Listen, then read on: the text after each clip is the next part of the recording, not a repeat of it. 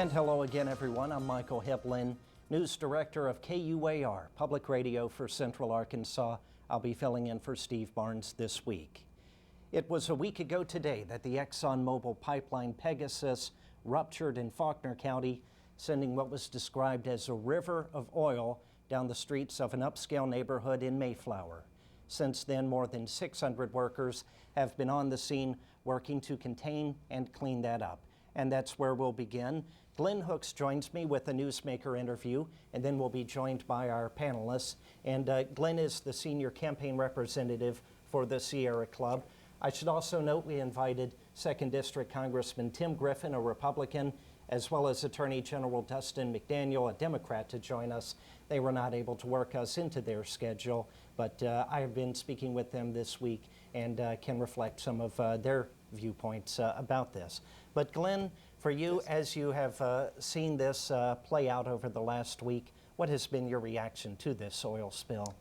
This has really been a tragedy and a really nice part of the state. You know, I've spent a lot of time in Mayflower growing up with my grandparents fishing Lake Conway. I went to college right down the road from Mayflower. And to come to Mayflower and see what's happened in that community, a really small Arkansas community, is kind of heartbreaking. We've spent a lot of time talking to residents, spent a lot of time kind of gather information and trying to assess the damage, and we keep getting different answers. When can these people go home? That's their major concern. A, when can I go home? And B, am I going to have a home to go to? They're really concerned about what is happening. They only get to go back every so often for 10 or 20 minutes at a time to get things, essential items. And there's a worried community about the short-term impacts and then the long-term health impacts of their future. This was a 65-year-old pipeline. Pipelines are a way of life. Congressman Griffin has said they're the safest way to transport oil, definitely better than using rail or trucks. How do you think ExxonMobil has handled this? Well, I think ExxonMobil has come in and done I think what appears to be a good job of trying to clean things up. But that's the minimum we should expect of them. This was an entirely avoidable accident that's really disrupted the community of Mayflower. So I don't think we should spend an enormous amount of time patting ExxonMobil on the back for doing a good job cleaning up a mess that should have never been made in the first place. To your question about pipelines, ExxonMobil and oil companies across the country seem to have a spill like this or larger on a very regular basis, to the point where we're getting almost numb to it. We don't have this gigantic reaction about spills in Minnesota and in Montana and in Michigan and now in Arkansas.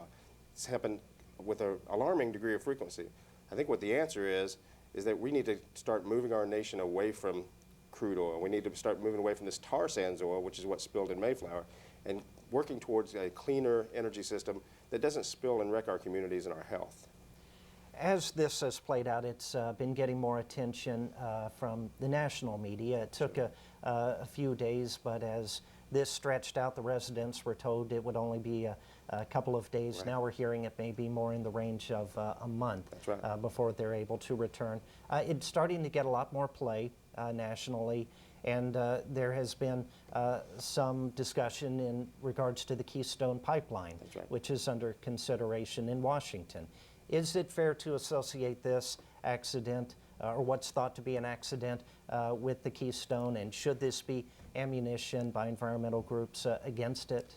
It shouldn't be ammunition. It should be facts that are analogous to the situation in Keystone. What we have here is Mayflower, Arkansas. You don't expect Mayflower, Arkansas to wake up and look out your window one morning and see a river of Canadian tar sands oil running down your street and getting up on your air conditioner and seeping into the foundation of your home and having to evacuate 22 families. They don't know whether they're going to be able to come back to that neighborhood or not. It is entirely analogous because this pipeline that burst is carrying Canadian tar sands oil, and it's about 1/10 of the size of the pipeline that's being proposed in the Keystone Project. Do we want this happening in Arkansas? Do we want it happening in any state across the country? To build a 1,000-mile pipeline to carry Canadian tar sands oil from Canada to refineries in Texas to be shipped around the rest of the country, the rest of the world. We're not getting that oil. We're not getting the oil from the Keystone Pipeline in America. It's not going to affect our domestic needs at all. It's going to be exported to the rest of the world. We get all the environmental risk of these leaks. We're not getting the benefit of them. So the question we have to ask here is, do we want to associate ourselves with this? Do we want to keep assuming these risks It's not a question of if this Keystone pipeline is going to leak. It's a question of how often will it leak and where will it leak. Is it going to affect our drinking water? Is it going to get neighborhoods like the Northwood subdivision in Mayflower?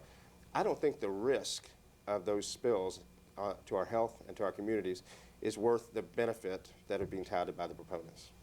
You mentioned before we went on the air that you've been down at the site That's of right. the accident.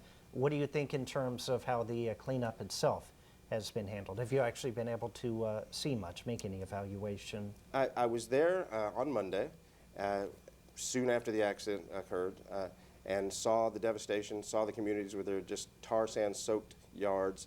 The only people in the subdivision were workers and folks like me. Everybody else has been evacuated because it's not safe to be there. It is a gigantic mess there. So is the cleanup going well? I sure hope so. The reason I can't tell you is because that neighborhood is now blocked off. You can't get in there unless you're a resident. You can't see what's going on. Up until yesterday, Exxon requested and received a no-fly order over the site after a couple of people had captured video. So we haven't been able to assess that since then. Every time you talk to a state agency, that is Department of Health, the Department of Environmental Quality, they send you to Exxon.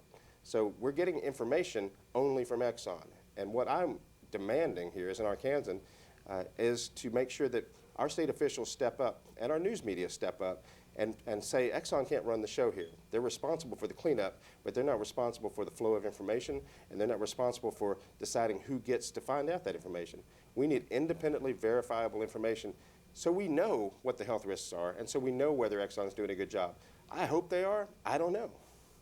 It is there are questions about who is running the show because of limited access. The local officials in Faulkner County essentially are running it. They haven't requested help from the state or federal government because things seem under control right now from Exxon, but there are plenty of questions that are being raised in that regard.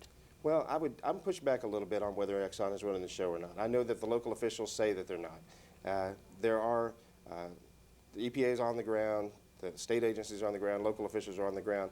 But let me give you an example. On Tuesday, the Exxon held a meeting at the Mayflower High School for the displaced families. In a public high school with public officials present, I decided to go to that meeting.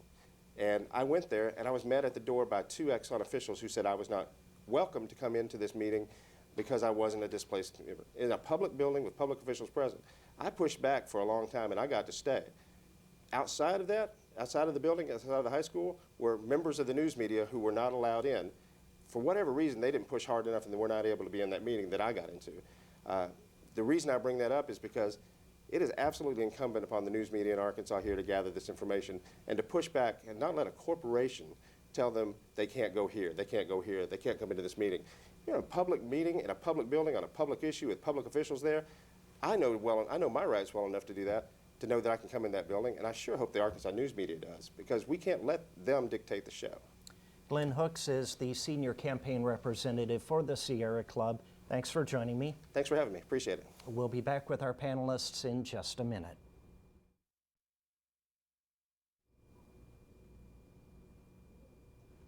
And welcome back. I'm joined by our panel now for a further discussion here on the oil spill. Steve Bronner is an independent journalist, and also joining us is Lindsay Miller, editor of the Arkansas Times.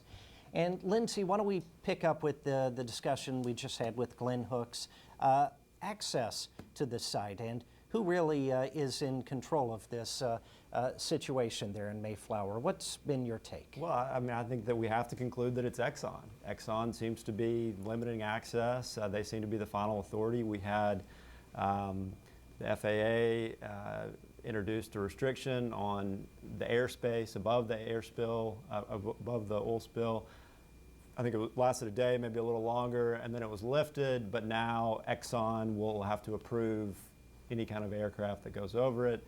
You know, we've heard reports today of private property owners who have had allowed other people onto their private property being removed by Faulkner County deputies at the behest of Exxon. And I hope that you can talk. You were there, what was it, Wednesday or Thursday? Wednesday, when the Attorney General was there to take a tour, and the press was supposed to accompany him, and then quickly you all were pushed back by Exxon, by Faulkner County deputies, again at the behest of Exxon. Yeah, it was a rather confusing situation. I was among members of the press who had been allowed in to follow the Attorney General. He is launching an investigation into this and went in there with lawyers and other representatives of the state. His key concern is just how is this being handled. And I was among reporters that were going to follow him as he toured it. I first met with the county judge, Alan Dodson, and he laid out the ground rules for reporters, said you're here at your own risk, liability will not, it's all in, you're at fault if anything happens here, and we said fine. He also said you can only stay in this small area, can't go beyond a post that he pointed out, and everyone from the media was fine. And then the Attorney General started walking around, and about 90 seconds into it, I still had my recorder going, so I even know the time, 90 seconds into it, suddenly Faulkner County Sheriff's deputies started yelling, "The media's got to go. ExxonMobil has said the media must leave." And when other reporters began questioning that, the deputies started saying, "You've got 10 seconds to get out or you will be arrested." And at that point, we were, well, okay, we've got to get our story out there. So at that point, we all left. But it then brought up the question of who is in charge here. Reporters began asking, well, who's making the decision here from ExxonMobil that we have to get out? And they said, no one from ExxonMobil is available here to talk to you. There's been a clear change in the oil company's tone during the week. When I was there on Monday, there was a spokesman from the company, and he was like, we're very sorry about this. We're going to do whatever it takes to make this right. We're going to pay for the cleanup. We're going to pay for all damages, and we're going to take care of this. And then as the week has progressed, perhaps in relation to how this has gotten more national attention, it seems like the company has become a little more cautious, and their tone has changed. They had a different press person out there Tuesday. I wasn't there, but I heard she wasn't as accommodating to the press. And then Wednesday, when the media was booted out, no one was available to speak to the press from the company. So it has raised questions, and it's not quite as clear about who is running this. It is essentially the county, but they're letting ExxonMobil do this so long as it seems they're doing the right job. And the Attorney General, while he has been very critical and growing more critical with each passing day, it seems, of ExxonMobil, he says it seems like they're doing a good job with things, but he has said he's there to make sure on behalf of Arkansas as the lawyer for Arkansas. He's requested that they turn over all documents related to this bill by Wednesday. He said that litigation is a certainty. He's going to be really investigating it.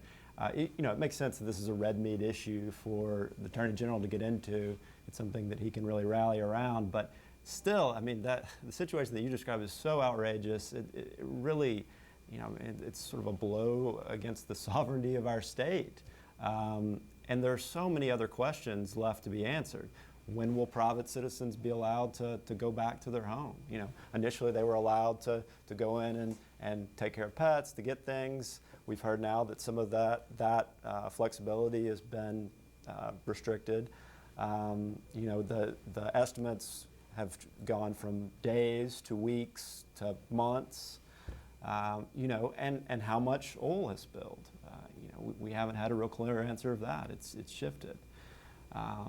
So yeah, there's just so much left, and of course the environmental impact. I mean, we're just not gonna know about that for a while. So this is going to be a story I think that we're going to be talking about for months ahead. Yeah, Steve, what's your take? Well, I don't think this is going to have any kind of long-term implications for Arkansas politics or Arkansas life, except for those who were directly affected. This is the kind of thing that, if the BP oil spill didn't change attitudes, this won't. This will not. This might result in a few less press releases from Congress, from congressional offices talking about the Keystone Pipeline, but pretty soon I think things will get back to normal for everybody except for those who are affected. And then it'll be them against Exxon, and we'll have to wait and see if Exxon does the right thing. Yeah, well, politically, Congressman Griffin has said accidents happen, that pipelines are still much safer than transporting oil by rail or by trucks, and even made the analogy of when there's a plane crash, people don't stop flying. It's just higher profile incidents get a lot more attention. But Steve, politically, what do you think the impact could be from this? Nothing. Yeah, I'm not sure I agree. Griffin has made this his signature issue, the Keystone Pipeline. And, you know, the longer this story goes on, the more we learn about pipelines. I think that a lot of people in Arkansas are shocked to know that this pipeline was built in the Truman administration, and that it pumps asphalt. I mean, it's diluted asphalt. That's heavier than water. I mean, most oil spills, you have the oil floats on the water. It's difficult to clean up, but it's much easier than this diluted bitumen, the asphalt that's spilled here.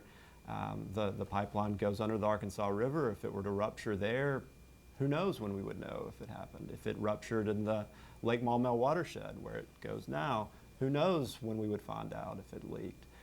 So, you know, I think anytime something like this happens, it raises awareness. The longer this is in the media, you know, the more, you know, that changes the political landscape. You know, I don't know that this will necessarily spell the demise of Griffin, but if this continues to play out badly, it's certainly an issue that a Democratic candidate will raise in 2 years when elections are up and maybe have some luck with. Okay, well, on to several other important issues.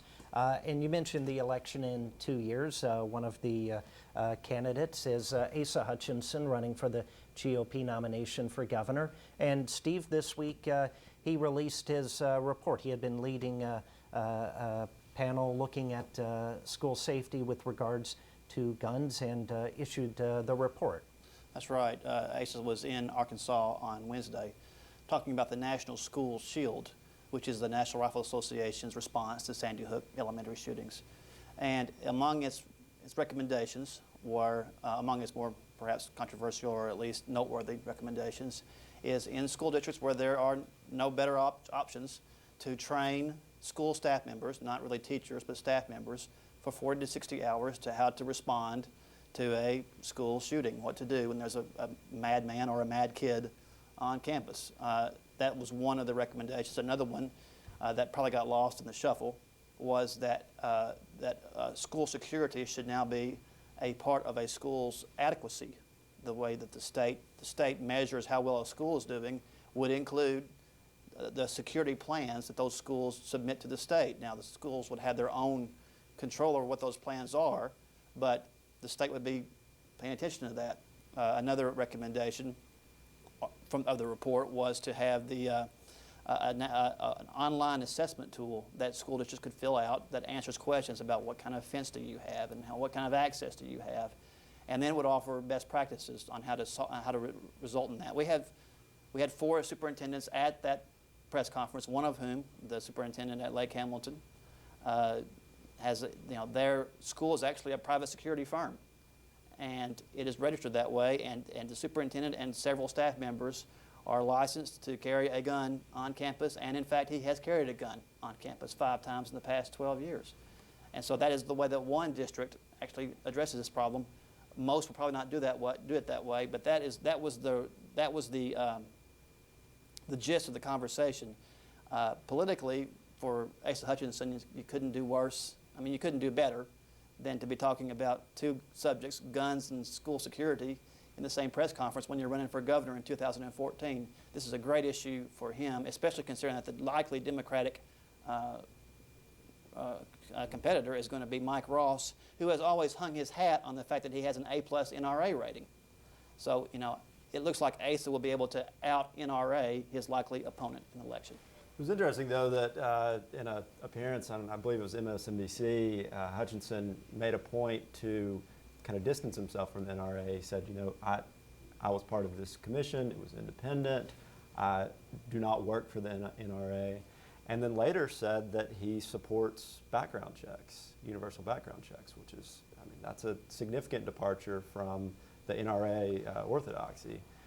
So, interesting political move. I mean, you know, you would think, as Steve said, that the gubernatorial election will be sort of who can out Second Amendment the other candidate. I mean, regardless if it's Mike Ross or Asa Hutchinson or some of the other, well, it's likely going to be those, but if it's some of the others, they're going to be strong on Second Amendment. I mean, Arkansas is a very pro-Second Amendment state. So maybe Hutchinson moving a little bit to the center. I'm not really sure what to make of that. Yeah, and on the topic of the governor's race, also worth noting that Mike Ross this week stepped down from his position at Southwest Power Pool and said he's planning to pursue, I forget the exact terms, something in the public service. Yeah, so it's a slow march to the inevitable. It is, and it's we're hearing that an announcement could come here in the middle of the month. On to Medicaid here at the state capitol. Lindsay, it's looking like the private option is really developing some traction. Is this pretty much a done deal? It's far from a done deal. I think that we will know. It should be settled maybe this time next week. But yeah, no, it's far from a done deal. This morning, the Senate held a committee of the whole meeting, and it passed out of the committee with no real contentious debate. Not much testimony. The testimony was fairly muted. Did not get the necessary supermajority, 3/4 vote that the appropriation component of the bill will need to pass. Some thought this might be a barometer for the future success. I'm not sure. There's also some suggestion that maybe you vote against this part of the bill. That gives you some cover for the wing of the Republican Party who doesn't like anything to do with Obamacare. But I think it's important to step back and think about how the session's gone so far. The Republicans threw a big party a week or so ago celebrating taking charge. 138 years, Republicans are in control. The session up to this point has gone pretty much to plan. They've passed signature items on guns, on abortion restrictions, and several other things, voter ID. And these are measures they've been supporting for years. It should be no surprise at all that they got them through. But now we're on to the really difficult part of the session, and a really potentially divisive time for Republicans, because you have these measures like the private option, like Big River Steel subsidy, and like tax cuts that they're not all on the same page, and they're getting heat from all sides. So the private option in particular, you have the State Chamber of Commerce came out this week endorsing it, a typically conservative group. The Hospital Association is obviously behind it. You have rural hospitals everywhere that are in danger because of Medicare cuts and uncompensated care issues.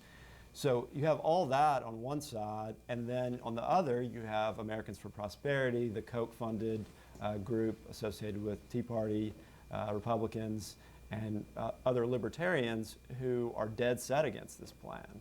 And you have to remember that essentially every Republican in the General Assembly ran against Obamacare. And so from a demagoguery kind of perspective, the case, the Tea Party case, is a lot easier to sell. You just put a picture of Obama up and say, this is Obamacare.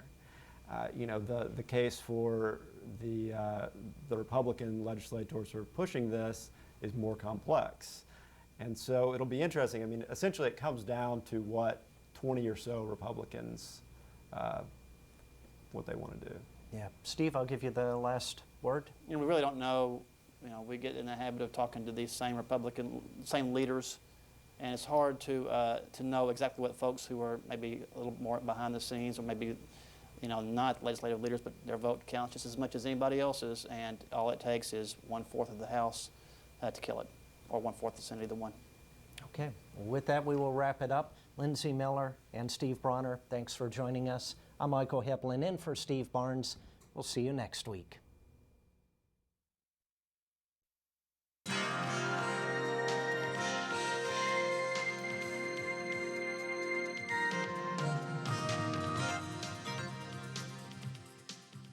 Arkansas Week is made possible in part by the Arkansas Times, keeping you informed by covering people, events, and politics in Arkansas.